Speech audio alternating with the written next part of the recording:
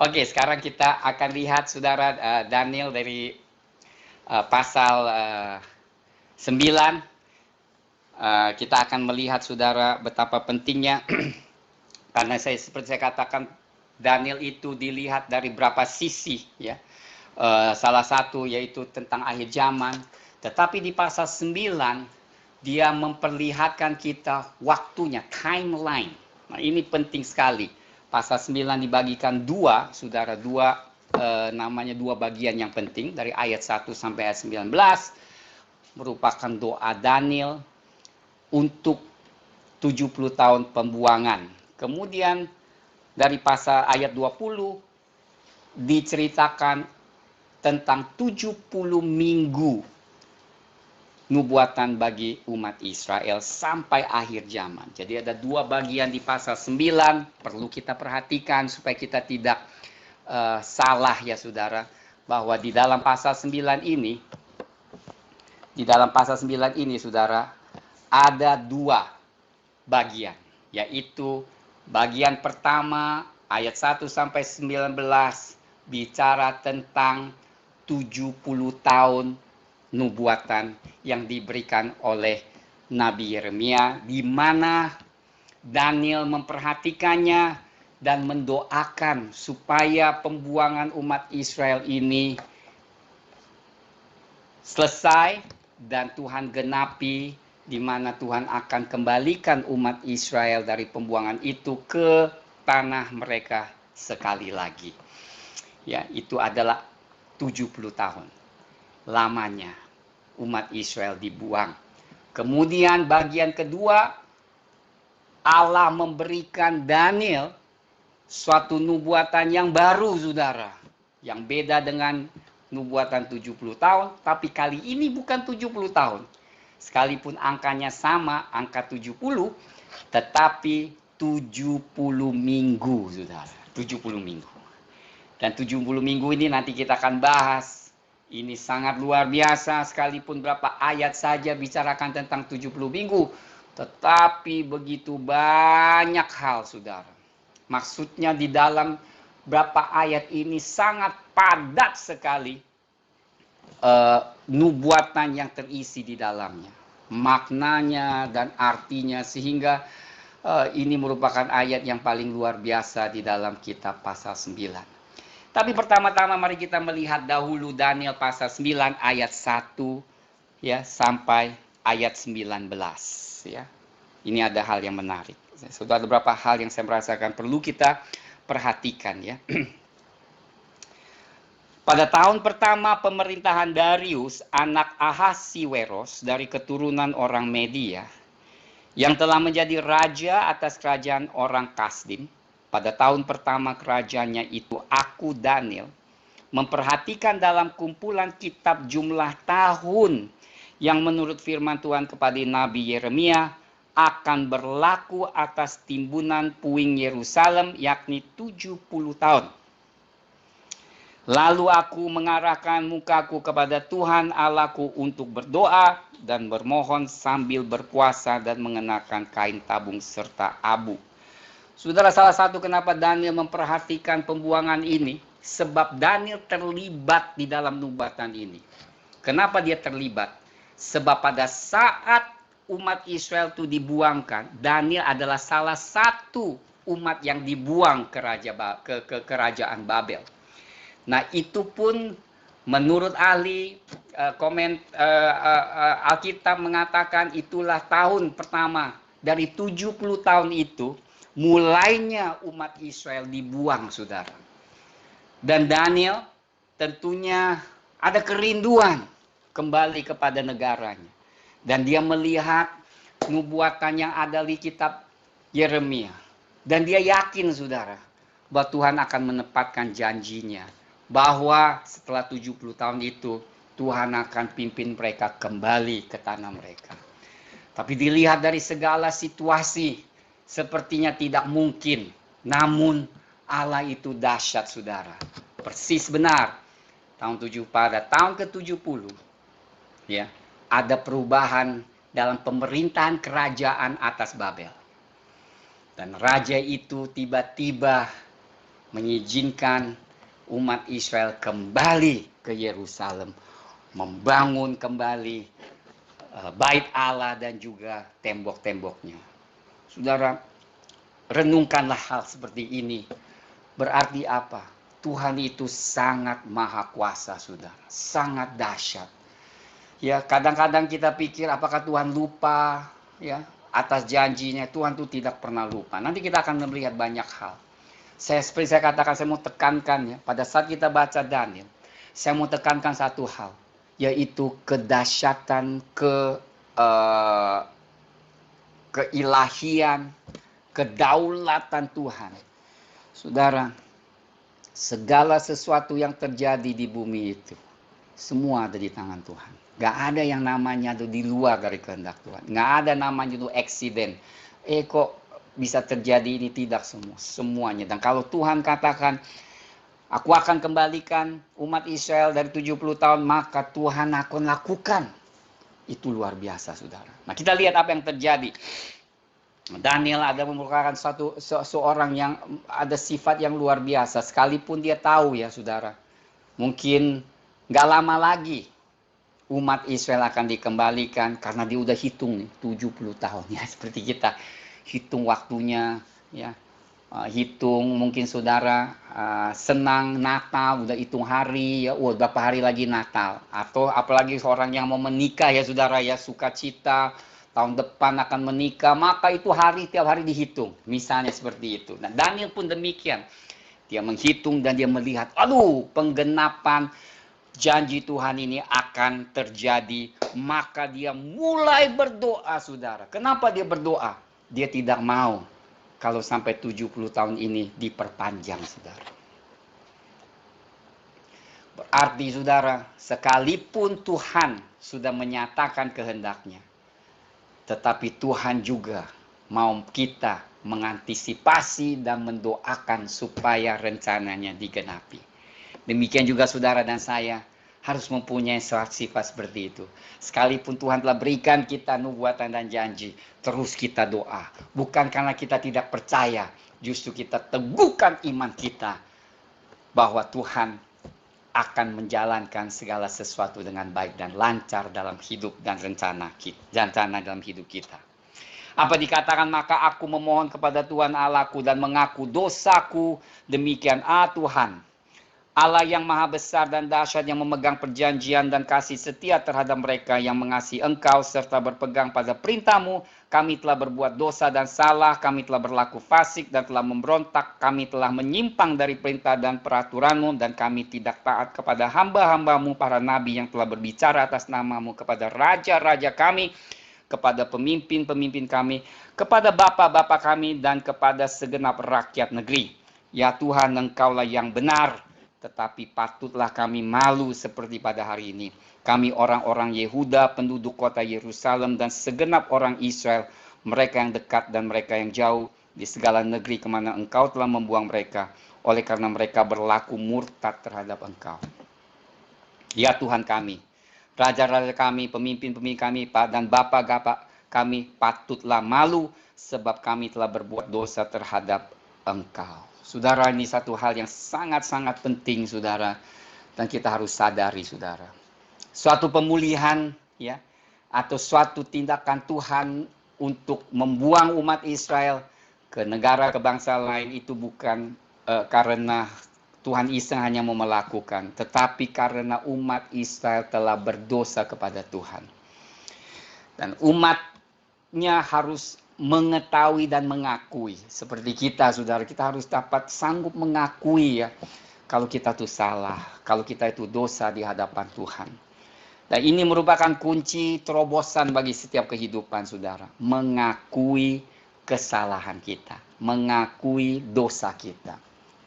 Kalau kita lihat, Daniel nggak berdosa kok, Daniel justru hidup kudus, tapi dia adalah bagian dari bangsa Israel pada saat pemimpin-pemimpinnya, raja-rajanya, penatua-penatuanya tidak patuh, tetapi melakukan dosa, maka dia pun menjadi bagian. Dia pun kena getahnya istilahnya. Dia pun harus menanggung dosa dari mereka, sehingga dibuang ke Babel, saudara.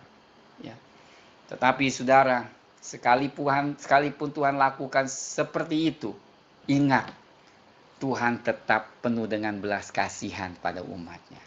Karena Daniel taat, ya, dibuang, mengikuti petunjuk dari Nabi Yeremia, supaya umat Israel ikut dibuang ke Babel, dan Daniel adalah salah satunya dibuang. Dan dia taat, saudara, melayani Raja Babel. Apa yang terjadi? Tuhan penuh dengan belas kasihan, justru mengangkat dia, ya, di posisi yang tinggi dan memberkati dia, saudara. Ini luar biasa. Jadi kita belajar satu hal, saudara. Tetap Tuhan yang berkuasa. Haleluya. Kemudian apa dikatakan? Ya, dibilang patut kita malu karena Tuhan memalukan umat Israel. Nah, itulah kita harus datang kepada Tuhan, menghadapi, saudara. Ya.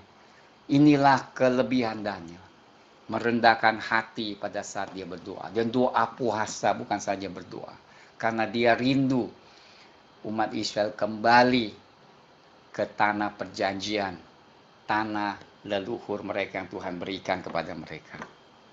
Ayat 11, segenap orang Israel. Lihat kan, sudah dikatakan segenap orang Israel telah melanggar hukum-Mu dan menyimpang karena tidak mendengarkan suara-Mu.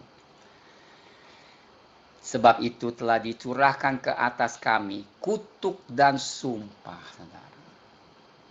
Di dalam setiap perjanjian ada berkat, ada kutuk. Berkat karena taat, kutuk karena mereka berontak kepada Tuhan. Saudara selalu ingat, Tuhan penuh dengan belas kasihan. Tapi Tuhan tidak bisa terus mentoleransi dosa yang terus malah dilakukan tanpa ada sedikit merasa dosa. Sebab pada akhirnya Allah yang penuh dengan kebaikan juga Allah yang adil. Dan dosa harus dihukum, saudara. Nah, inilah yang terjadi. Tetapi apakah Tuhan meninggalkan umat Israel? Tidak, saudara. Dia mendisiplin, tidak berarti dia putus hubungan. Tidak, saudara. Dia tetap memulihkan setelah 70 tahun. Apa yang terjadi? Dikatakan tertulis dalam kitab Musa, Taurat Musa, hamba Allah itu, sebab kami telah berbuat dosa terhadap dia. Sekali lagi, segala sesuatu yang Tuhan kerjakan ada dasarnya. Apa dasarnya? Dasar Taurat. Ya. Dasar atas hukum Taurat. Dan Daniel itu mengenal sekali, mengerti sekali apa yang diisi hukum Taurat. Bahwa umat Israel telah berontak dan berbuat dosa. Maka Tuhan menghakimi, dan Daniel bertobat dan berdoa supaya janji Tuhan digenapi. Nah, lihat, saudara. Ayat 12. Dan telah ditetapkannya firman-Nya yang diucapkannya terhadap kami dan terhadap orang-orang yang telah memerintah kami, yang dibawa akan didatangkannya kepada kami malapetaka yang besar yang belum pernah terjadi di bawah semesta langit, seperti di Yerusalem, seperti yang tertulis dalam kitab Taurat Musa. Segala malapetaka ini telah menimpa kami, dan kami tidak memohon belas kasihan Tuhan Allah kami dengan berbalik dari segala kesalahan kami dan memperhatikan kebenaran dan yang daripadamu. Sebab itu Tuhan bersiap dengan malapetaka itu dan mendatangkannya kepada kami, karena Tuhan Allah kami adalah adil dalam segala perbuatan yang dilakukannya, tetapi kami tidak mendengarkan suaranya. Ya, Daniel juga mengetahui dalam sejarahnya bahwa sekalipun Tuhan telah memberikan warning lewat hamba-hambanya bertobat, tetapi kita melihat mereka tetap tidak balik. Nah, ini, saudara, selalu kita ingat, Tuhan bukan Tuhan yang tidak adil, tetapi Tuhan juga sangat sabar, panjang lebar sabarnya. Dia menantikan, tetapi umat Tuhan tidak menanggapinya. Umat pilihannya tidak menanggapinya. Terus berbuat dosa, saudara.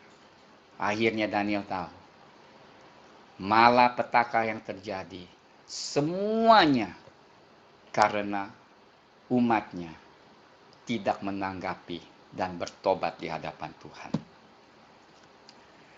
Namun Daniel juga tahu, dia tidak bisa salahkan Tuhan. Tetapi yang bisa salahkan hanya diri, yaitu bangsanya, dirinya. Haleluya. Dan inilah hal yang Tuhan berkenan, saudara. Nah, kita melihat ayat 15, oleh sebab itu ya Tuhan Allah kami yang telah membawa umatmu keluar, ya kan?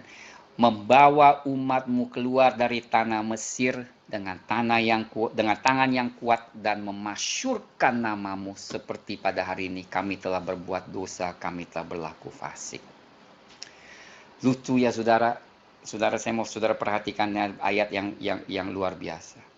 Dikatakan umat Tuhan dibuang, tetapi nama Tuhan tetap dimasyurkan.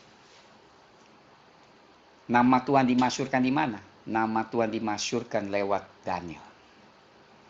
Di mana Daniel dipakai Tuhan menerjemahkan mimpi Nebukadnezar dan sebagainya. Nama Tuhan ditinggikan lewat umatnya yang setia. Sekalipun umat Tuhan pada jumlah besar ya umat Israel berontak. Kita kata, wah nama Tuhan celaka, tidak dicelakan, tidak dimuliakan. Tidak saudara, Tuhan itu amat besar. Kelompok yang tidak memuliakan, Tuhan hakim. Tetapi ada individu-individu umat yang memuliakan Tuhan, yaitu Daniel. Haleluya. Oleh sebab itu kita mau seperti Daniel. Kita mau ikut belajar seperti Daniel. Ya. Pada saat Tuhan menghakimi umat Israel. Sebaliknya Daniel, Abednego, Syadrak, Misak, justru mereka tetap memuliakan Tuhan. Di tengah-tengah kelihatannya penghakiman Tuhan atas umat Israel, yang mungkin kita pikir, wah gereja dibakar misalnya, atau sesuatu yang tidak baik, tetap nama Tuhan dimuliakan. Ada saja Tuhan menyatakan kebesarannya kepada bangsa-bangsa, kepada raja-raja yang tidak kenal Tuhan. Kita lihat kemudian, haleluya, luar biasa. Makanya saudara, firman ini sangat-sangat luar biasa.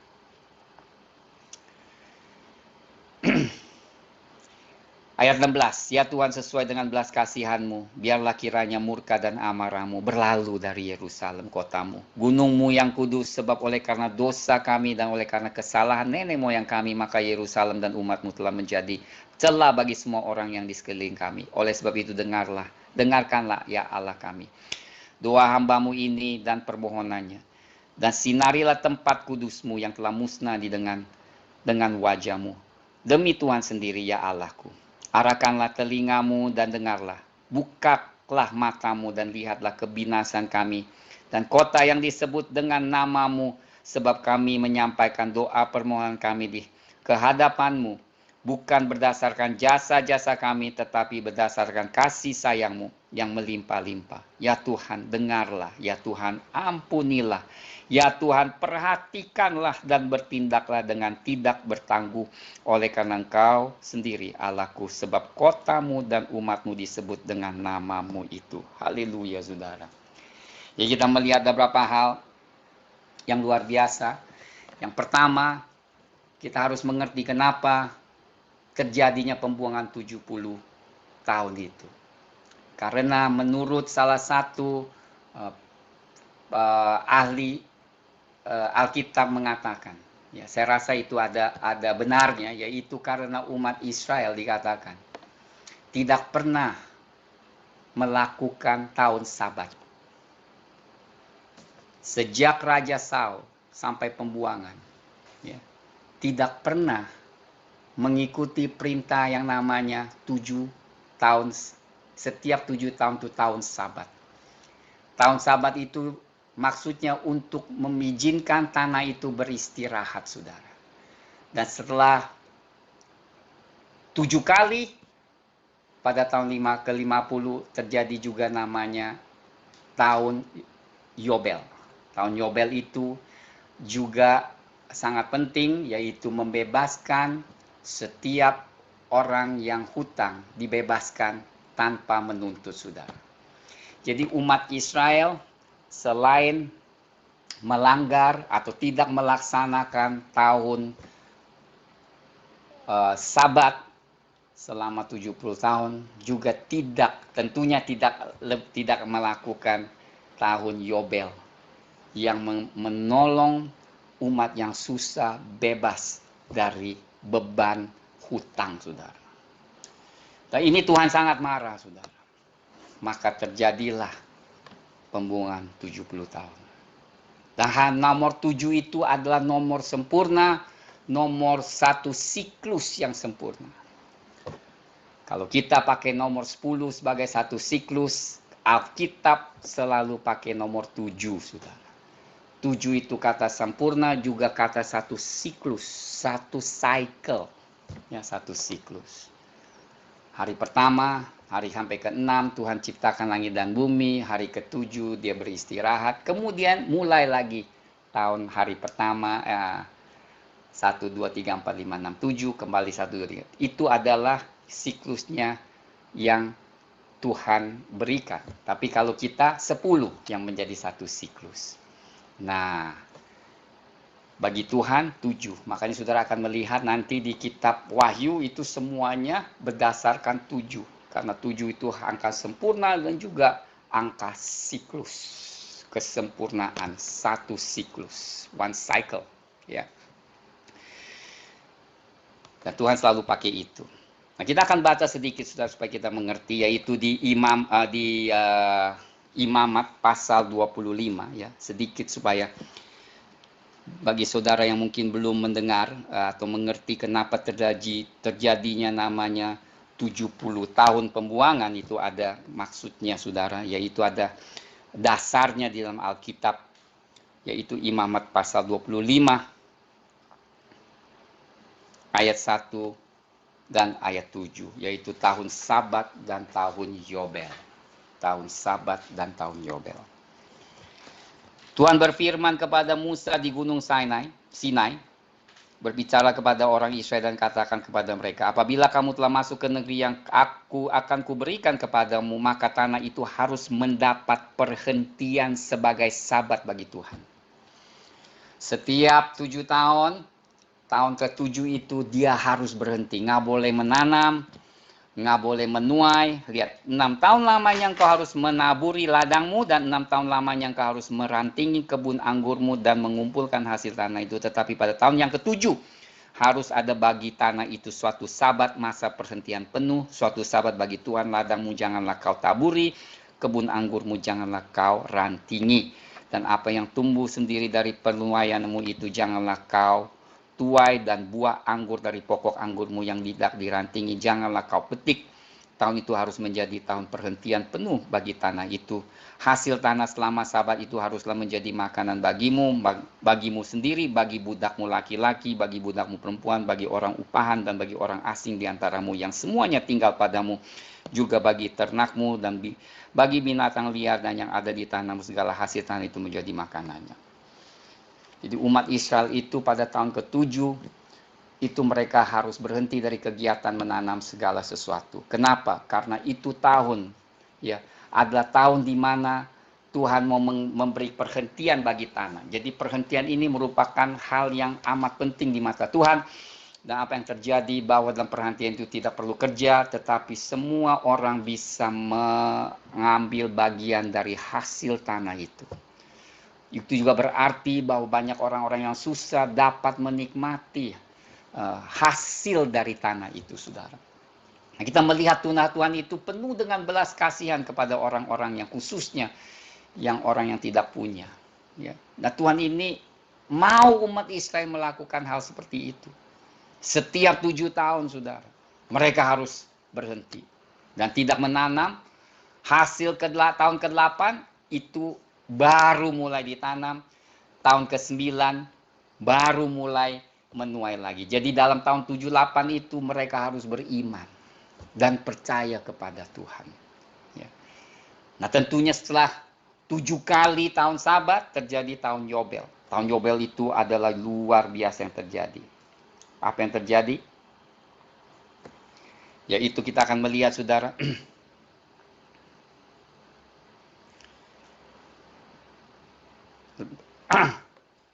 Ayat 10, kamu harus menguduskan tahun yang ke-50 dan memaklumkan kebebasan di negeri itu bagi segenap penduduknya. Itu harus menjadi tahun Yobel bagimu. Kamu harus masing-masing pulang ke tanah miliknya dan kepada kaumnya. Tahun yang ke-50 itu harus menjadi tahun Yobel bagimu. Jangan kamu menabur dan apa yang tumbuh sendiri dalam tahun itu jangan kamu tuai, sama seperti tahun Sabat. Dan pokok anggur yang tidak dirantingi jangan kamu petik buahnya. Karena itu tahun Yobel. Dan apalagi terjadi? Mari ayat 14. Selain tahun Sabat dilaksanakan tahun Yobel juga, tetapi di ayat 14 ada tambahan. Apabila kamu menjual sesuatu kepada sesamamu atau membeli daripadanya, janganlah kamu merugikan satu sama lain. Apabila kamu membeli dari sesamamu, haruslah menurut jumlah tahun sesudah tahun Yobel, dan apabila menjual kepadamu, haruslah menurut jumlah tahun panen. Makin besar jumlah tahun itu, makin besarlah pembeliannya, dan makin kecil jumlah tahun itu, makin kecillah pembeliannya. Karena jumlah penenlah yang dijualnya kepadamu, janganlah kamu merugikan satu sama lain, tetapi engkau harus takut akan Allahmu, sebab akulah Tuhan Allahmu. Demikianlah kamu harus melakukan ketetapanku dan tetap berpegang pada peraturanku serta melakukannya, maka kamu akan diam di tanahmu dengan aman tentram. Jadi pada tahun itu, saudara, apa yang terjadi? Tanah itu yang jika engkau beli, tetap engkau tidak boleh berusaha mengambil keuntungan, tetapi pemiliknya itu masih ada hak, saudara, untuk menebus. Dan bahkan tahun ke-50 itu, harus ada namanya pengembalian. Maksud Tuhan tuh supaya jangan yang miskin lebih miskin lagi, tetapi ada keseimbangan di masyarakat itu, tidak terjadi yang kaya akan menjadi sangat kaya, yang miskin akan lebih melarat lagi. Itu maksudnya, saudara. Semua ini peraturan maksudnya itu. Dan karena tidak dilakukan umat Israel, maka terjadi pembuangan 70 tahun. Jadi selama pemerintahan dari Saul sampai Raja Saul sampai pembuangan itu kurang lebih 490 tahun. Dan 490 tahun itu seharusnya ada 70 tahun Sabat. Tahun Sabat dibagi 70 dibagi 7 ada 70 tahun. Nah, mereka itu hutang kepada Tuhan dan mereka harus bayar. Sekaligus bayar. Bagaimana bayar? Mereka dibuang. Pada saat mereka dibuang, tanah di Israel itu selama 70 tahun tidak ada yang menabur, tidak ada yang menanam dan menabur dan menuai. Tuhan tuh ada caranya, saudara. Jadi kita perlu mengerti Sabat seperti kita hari Minggu dan kita datang kepada Tuhan. Itu pun hari di mana Tuhan menghendaki kita datang memuji dan menyembah Tuhan, hari Sabat. Kalau kita tidak setia, mungkin siapa tahu nanti ada 70 kali saudara akan mengalami hal yang susah. Tapi ini tentunya beda dengan perjanjian. Tapi maksudnya prinsipnya sama. Selalu ada waktu-waktu yang tertentu Tuhan menghendaki datang kepada Tuhan dan menerima perhentian dan berkat Tuhan. Dan saudara, apa yang terjadi? Saya mau katakan satu hal yang luar biasa. Daniel melihat penggenapan itu. Sebab di mana pada pasal Daniel, saya kasih lihat. Daniel ada pada saat umat Israel kembali dari luar negeri, dari luar bangsa kembali ke tanahnya. Itu terjadi pada tahun apa? Kita lihat di Esra. Esra pasal 1.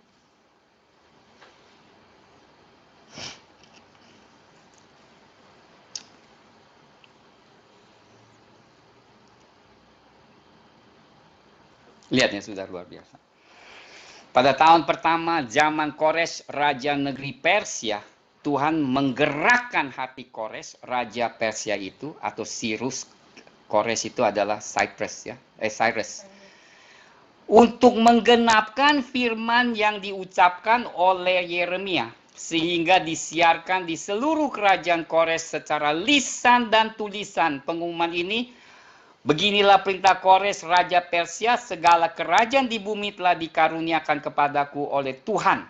Allah semesta langit, Ia menugaskan aku untuk mendirikan rumah baginya di Yerusalem yang terletak di Yehuda. Siapa di antara kamu termasuk umatnya, Allahnya menyertainya. Biarlah ia berangkat pulang ke Yerusalem yang terletak di Yehuda dan mendirikan rumah Tuhan. Luar biasa, saudara. Itu kejadian ini terjadi persis pada tahun ke-70 pembuangan umat Israel. Ini yang kehebatan Tuhan, saudara. Tidak meleset, saudara. Dan Daniel pasal 1, lihat ya, kita lihat Daniel pasal 1 ayat 12.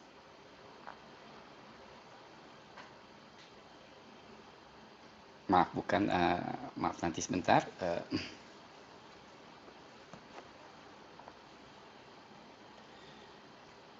Ayat 21, maaf. Ayat 21 dikatakan apa? Daniel ayat 20, pasal 1 ayat 21 dikatakan, Daniel ada di sana sampai tahun pertama pemerintahan Kores. Lihat nggak? Berarti Daniel menyaksikan penggenapan nubuatan 70 tahun yang diberikan Yeremia. Daniel ada di sana. Nah, lebih hebat lagi, saudara, 150 tahun sebelum penggenapan ini terjadi, Tuhan sudah nyatakan di dalam nubuatannya kepada Yesaya. Yesaya 45.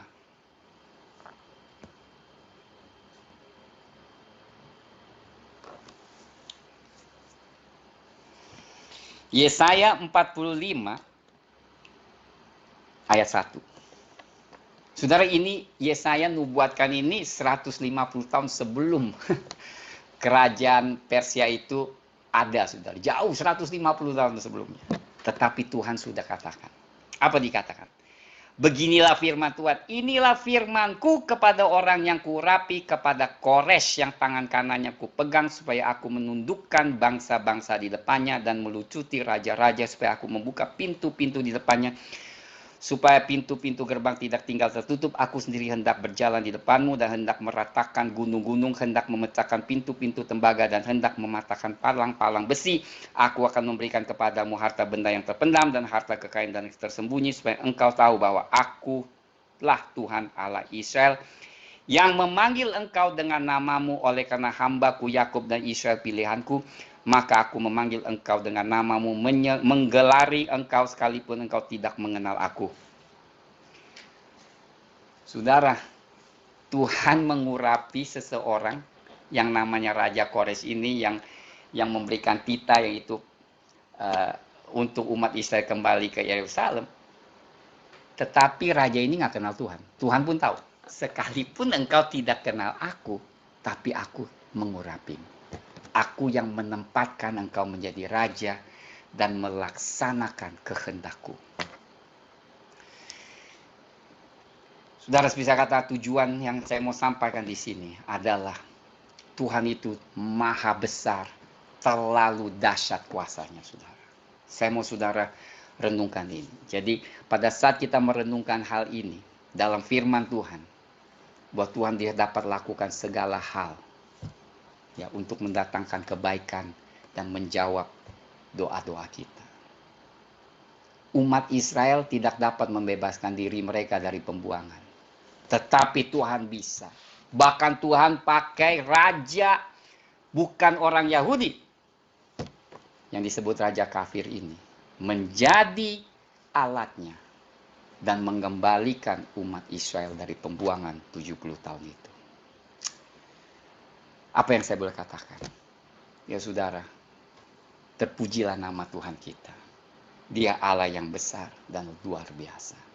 Dia mengetahui mulai sampai akhirnya dan merancangkan segala sesuatu untuk kebaikan umatnya, yaitu saudara dan saya. Kasihnya besar, hikmatnya di luar dari apa yang kita dapat mengerti. Sangat luar biasa. Jadi seperti saya katakan, sekalipun hari ini kita tidak bicarakan tentang visi, ya, tetapi saya letakkan satu dasar yang luar biasa. Ya, apa dasar itu? Yaitu Tuhan kita terlalu besar, terlalu hebat. Saudara, kita sangat bangga mempunyai Tuhan seperti Dia. Allah mana yang besar seperti Allah kita? Allah mana yang dahsyat seperti Allah kita? Dia besar dan luar biasa. Amin, saudara.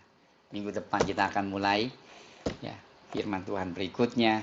Mari kita berdoa. Saya mau memberkati saudara. Haleluya. Puji Tuhan.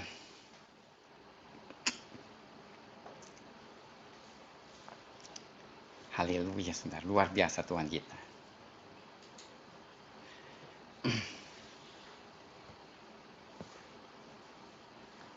Saudara, ada kuasa di dalam firman Tuhan, di dalam berkat Tuhan. Dan terimalah saudara, pada saat mengucapkan, saudara angkatlah tangan. Terimalah berkat. Ini luar biasa. Berkat ini lebih dari segalanya. Tuhan memberkati engkau dan melindungi engkau. Tuhan menyinari engkau dengan wajahnya dan memberi engkau kasih karunia. Tuhan menghadapkan wajahnya kepadamu dan memberi engkau damai sejahtera. Terima kasih Bapa Surgawi. Kami mengucap syukur, terima kasih dalam nama Tuhan Yesus. Amin. Haleluya. God bless you.